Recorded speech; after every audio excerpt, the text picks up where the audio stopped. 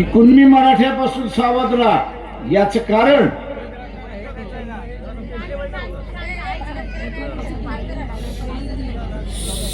कारण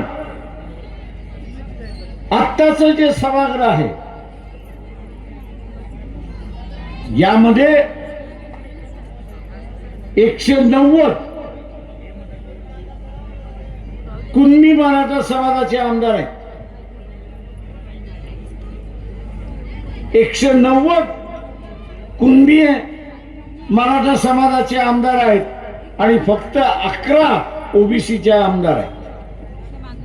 कुणबी स्वतःला ओबीसी जरी म्हणत असला तरी सभागृहामध्ये तो म्हणतो मी मराठ्यांबरोबर, तो धनगरांबरोबर नाही, तो माळ्यांबरोबर नाही, तो वंजाऱ्यांबरोबर नाही, तो लिंगायतांबरोबर नाही, तो बंजाऱ्याबरोबर नाही, तो तेली तांबोळी कुणबी लोहार सोनार धनगर यांच्या बरोबर तर अजिबातच नाही।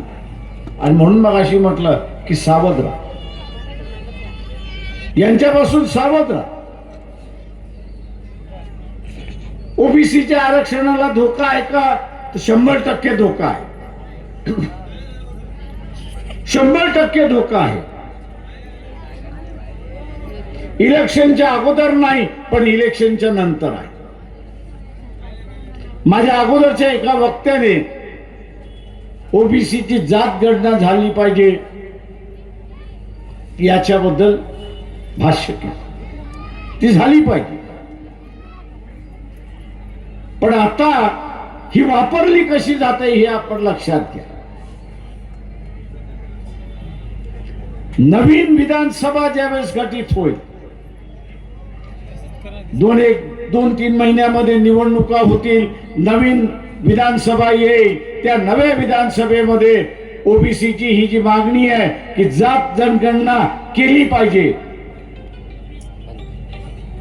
जात जनगणना केली पाहिजे ही जी मागणी आहे ती ताबडतोब मान्य होईल।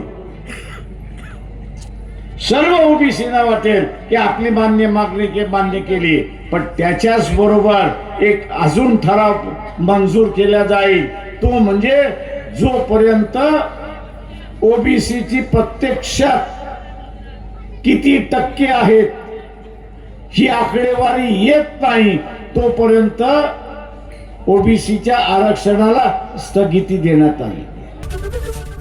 एबीपी माझा, उघडा डोळे बघा नीट।